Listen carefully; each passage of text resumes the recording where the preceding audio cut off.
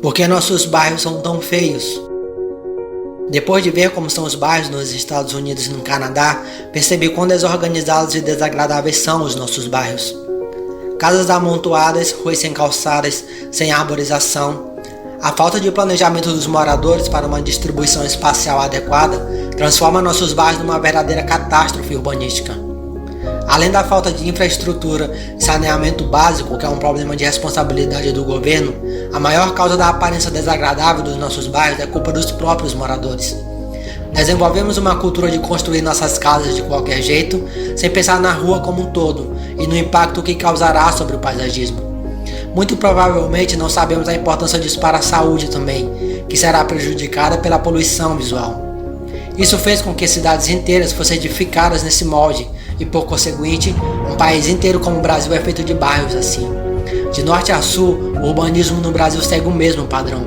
Se não mudarmos essa cultura agora, a tendência é se solidificar cada vez mais com o passar dos anos. Enquanto isso, nos Estados Unidos, os bairros seguem um padrão que privilegia a arborização. Resultado de um processo de expansão urbanística no século passado, esse modelo de cidade-jardim foi trazido da Inglaterra e se espalhou por todo o país. Em todos os bairros, as casas reservam um espaço frontal bastante confortável para a arborização e a construção das calçadas. Como não há muros e nem a impermeabilização generalizada do solo, o que resta é um ambiente mais verde, mais aberto, mais ventilado e mais prazeroso para morar, trazendo uma sensação de conforto e tranquilidade, aproximando o homem de seu habitat natural, que é a própria natureza. Um poderoso remédio, diga-se de passagem, para o estresse da agitação urbana. Bairros assim, além de proporcionar mais saúde para o indivíduo, ajuda a combater problemas típicos de bairros brasileiros, como as ondas de calor que recaem sobre cidades mais quentes e o problema das enchentes, causadas sobretudo pela ocupação desordenada do solo, que impede a absorção da água da chuva.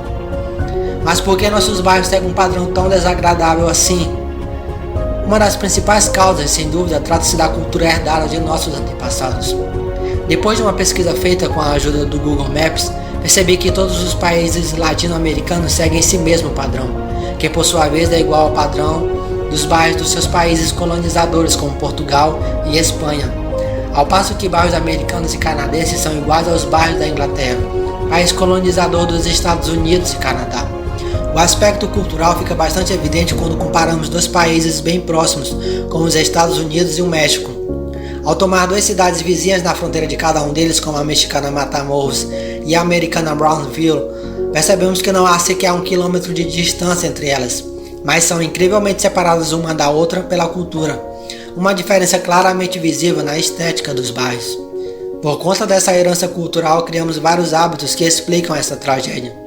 Um deles, sem dúvida, são os muros. A forma indiscriminada como as pessoas constroem os seus muros transforma as residências em verdadeiras penitenciárias particulares. Muitos bairros brasileiros possuem casas lindíssimas, mas os muros são tão altos que enxergamos apenas o telhado das residências. Isso retira um dos principais fatores ornamentais da rua, que é a própria casa com a sua arquitetura individual, que somada às outras casas forma um conjunto arquitetônico que embeleza a rua. Mas com muros por todos os lados, isso não existe, e o que temos são ruas onde a paisagem se resume a dezenas de metros de paredes monótonas, que enclausuram seus moradores, transformando as ruas em ambientes vazios e sem vida, aumentando ainda mais a sensação de insegurança para quem caminha por lá. Outro fator desastroso é o hábito que temos em não reservar um espaço frontal para a arborização da casa e o calçamento das vias. Somado ao problema dos muros, o resultado traduz-se num terrível impacto para o paisagismo. Não preciso falar da importância da calçada em uma rua, mas só ressalto que seria muito mais bonito adotarmos um padrão em toda a extensão da via, em vez de cada um fazer a calçada do jeito que quiser. Já a arborização é o fator-chave na estética urbana. Sem dúvida, o principal fator de embelezamento de um bairro está na arborização, e as pessoas sabem disso, mas na prática preferem seguir o modelo que já está sendo adotado no seu bairro, resultando em um estilo típico e nada agradável que já conhecemos. Essa é a razão porque condomínios horizontais fechados, como o Alphaville, estabelecem normas rígidas sobre a construção e a reforma em suas residências, pois sabem da importância do paisagismo para a qualidade de vida. Apesar da cultura ser primordial nessa diferenciação, outros fatores influenciam na forma como as pessoas enxergam seu bairro. Regra geral, quanto maior o padrão socioeconômico de uma pessoa, maior o seu nível cultural e a preocupação com a qualidade de vida. Isso faz com que bairros de padrão socioeconômico maior tendem a ser mais arborizados e bonitos, ao passo que bairros onde residem famílias pobres tendem a ser mais mal cuidados e por isso são mais feios. Todos os bairros pobres em nosso país poderiam ser bonitos se as pessoas quisessem, bastando para isso adotarem regras simples de organização do bairro, como uma distribuição espacial adequada entre as casas, recuo frontal confortável para a construção de uma calçada e a arborização, além de se evitarem construir muros de forma tão desordenada e desnecessária. No futuro, quando esses bairros se tornassem mais ricos, ficariam muito mais bonitos. Outro fator que contribuiu para essa catástrofe urbanística que presenciamos foi o descaso do poder público no trato da política urbana brasileira. Durante todo o século XX, as cidades cresceram sem uma legislação organizada que pudesse conduzir de forma planejada o processo de urbanização nacional. Em outras palavras, as leis iam surgindo à medida que os problemas fossem aparecendo. Apenas em 1988, com a última Constituição brasileira, foi estabelecido a ideia de plano diretor para todos os municípios brasileiros, que, segundo a Constituição, deveria ser obrigatório em todas as cidades acima de 20 mil habitantes. O plano diretor é a legislação municipal que deve conter as regras específicas para o uso e a ocupação do solo. É o plano diretor que estabelece a área mínima que um lote pode ter, a largura da calçada ou a porcentagem de ocupação máxima do lote, por exemplo. A Constituição previu também a criação de uma lei federal para regulamentar, a nível nacional, todo o processo de urbanização, hoje conhecida como Estatuto da Cidade. Sendo assim, por conta da hierarquia legislativa, todos os planos diretores deveriam obedecer às regras desse estatuto. Mas pasmem, o Estatuto da Cidade foi aprovado apenas em 2001, 13 anos depois da previsão constitucional. Isso mostra a incompetência do poder público nessas últimas décadas no trato da política urbana. No entanto, mesmo após a criação de todo esse complexo legislativo, nada mudou quanto ao planejamento e melhoramento estético dos bairros. Isso porque, na prática, o Estatuto da Cidade estipula normas gerais, deixando a cargo dos municípios a fixação de regras locais mais específicas. Os municípios, por sua vez, estabelecem regras insuficientes nesse sentido, que na maioria das vezes sequer é cumprida pela população. A título de exemplo, na minha cidade de São Luís do Maranhão, o plano diretor fixou o comprimento da área que deve ser respeitado entre a casa e a rua em no mínimo 2,5 metros. Em primeiro lugar, essa medida é tão pequena que é quase a largura apenas da calçada em bairros americanos que mostrei.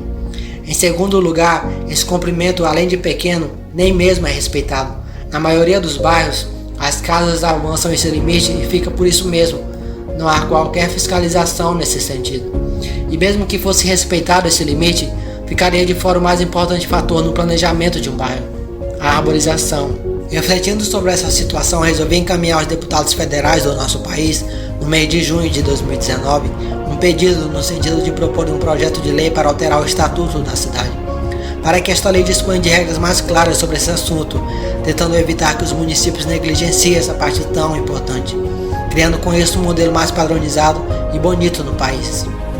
Acredito que essa mudança poderia ser suficiente para resolvermos ao menos o aspecto legal sobre a matéria, sendo importante uma mudança na forma como enxergamos o lugar onde vivemos, para assim podermos contribuir junto ao poder público para o desenvolvimento de bairros mais organizados.